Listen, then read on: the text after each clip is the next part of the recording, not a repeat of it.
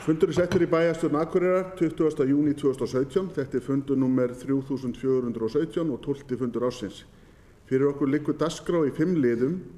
Það var fyrsti dagskrárliður. Drottningabrautastígur, umsókn breytingar á aðalskipulagi. Ingibjörg Ólöf bæjarfulltrúi tekur til máls.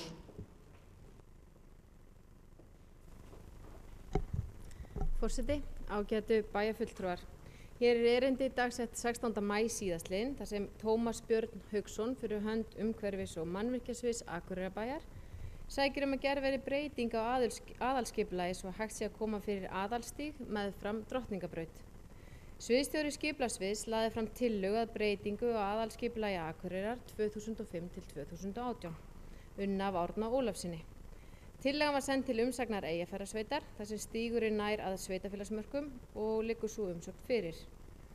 Skipulagsráð leggur til við bæjarstjórn að þar sem hér er óverulega breytingu á aðalskipulagi að ræða verði aðalskipulagsbreytingin samþykkt og afgreidd samkvæmt 2. málsgrein 37. grein skipulagslaga nr. 123 frá árinu 2010.